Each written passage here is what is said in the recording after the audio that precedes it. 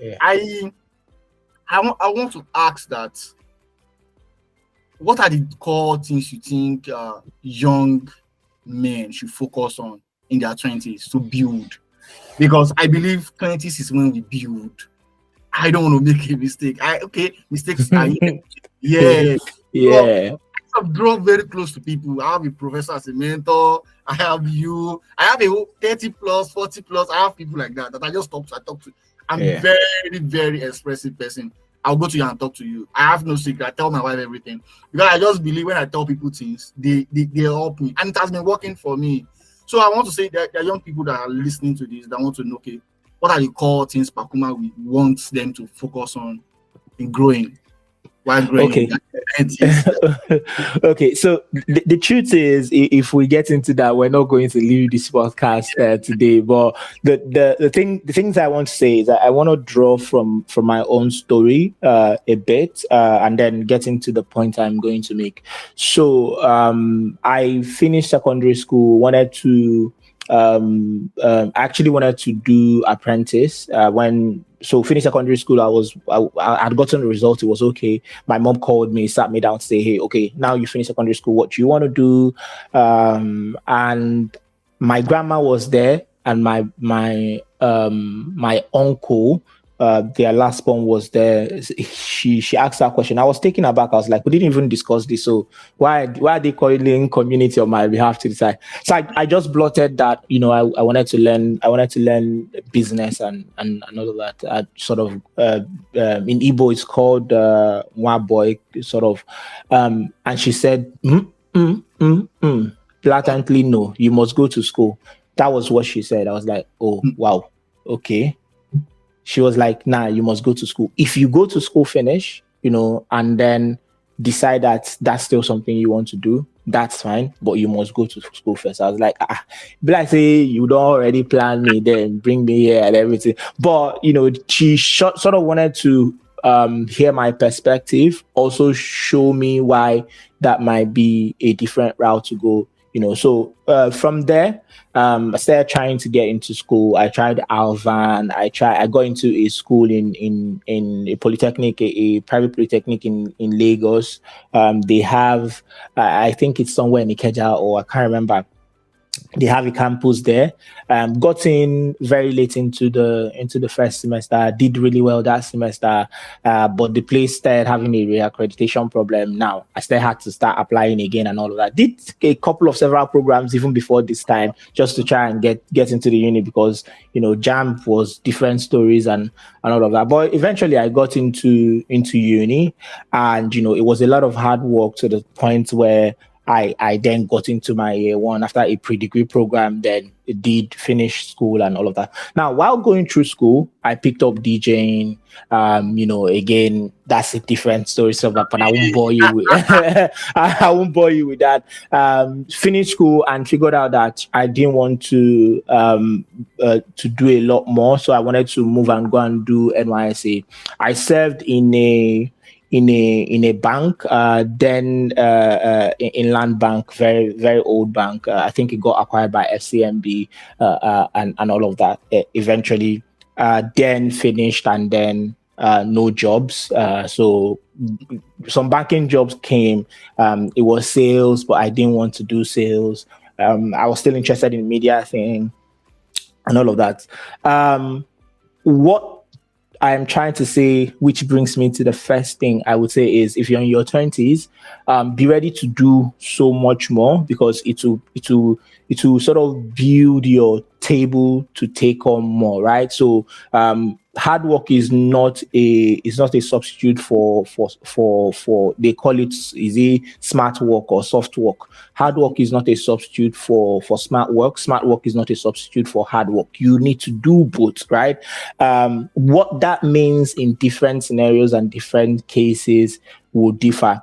You need to, as in your 20s, always pay attention to not what is trending now, because again, you're not building for now. So for example, if everybody is trying to become a hairdresser right now, you're late to the game. Question you should be asking is, how what is the next thing after hairdressing in the next 10 years, maybe in the next 20 years, right?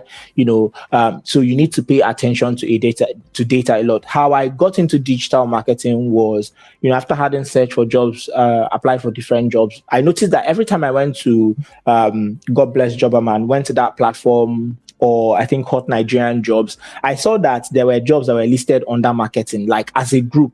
So when you have public administrative job, when you have management job, when you have marketing, when you have sales, marketing always had a lot. I used to also confuse it at sales, but when you go into, you start seeing things like content writer, social media manager, those early days, it was just those early level, managing visibility, social media, and all of that.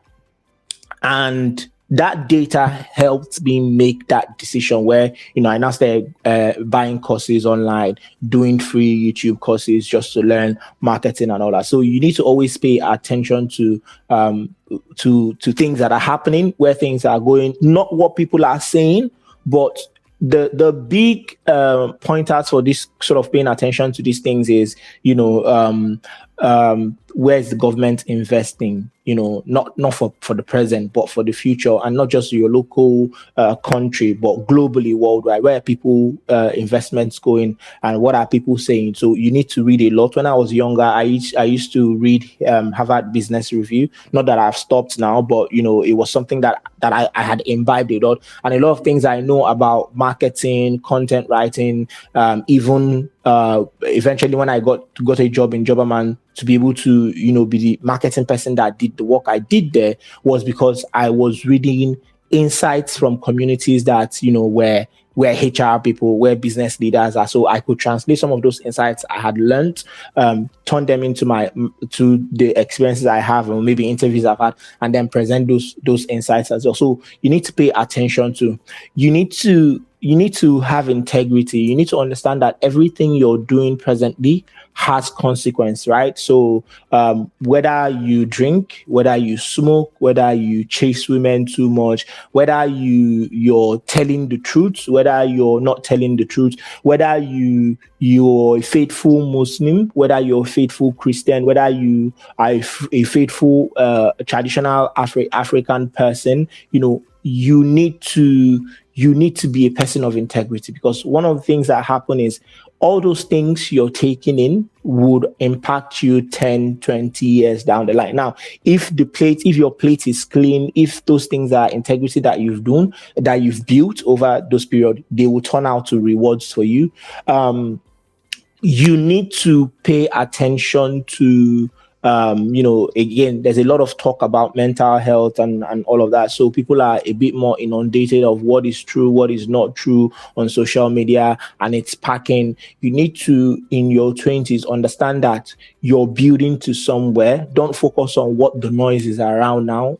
Nobody makes it in 10 years, Nobody makes it in 10 years. Nobody makes it in 20 years. I've seen people that made it after 40 years. I've seen people that even got to their goals after 50 years. What that means will differ for different people based on maybe the kind of work they've put in, where the climate of the season is, the kind of maybe background that they have. Because again, we have privileges as human beings. Some of us, in fact, everybody has a certain level of privilege. It's to say, what is your level of privilege? You can't understand that you come from a very humble background, and then be expecting certain things that privileges that you lack to be able to become a benefit for you in future. Rather, what you can do is to say, what are the things I can build to sort of buffer myself in this area, and what are the relationships? What are the things I need to learn? What are the skills so that if people bring you into their circle to be able to offer value, you'll be able to offer value. I think that also, in your 20s, you need to be a person of value. You need to always ask question of, what can I do? What can I learn? Yes, you should get paid. You should earn money. Obviously, you have a need to keep yourself, especially when, you come from a really humble background as well. That is important. But also, what are the skills that you're developing? What are the things that you're putting in, you're chugging in, you're putting in that you couldn't do earlier you not that you cannot do, but you might not be able to have all the chances and time to be able to do later in your life. Because the truth is this: when we get old, we get really busy. If you have a girlfriend or you get married, that's someone that is taking a portion of your time. If you have work 9 to 5, probably you have to travel. That's taking a couple of your time. Now, to start giving into self-development is no longer, you don't have all the maybe 5 hours that you have. Now, if you want to sleep at night, maybe you need to cuddle your madam in bed a couple more hours than if it was just you, if you just come out, cloth, stand up, So there's a lot of more responsibilities on you. So in your 20s, don't listen to noise. Build for value, constantly build for value, and just pay attention of what is happening out there. I feel those are some of the things that I say that would help the individual.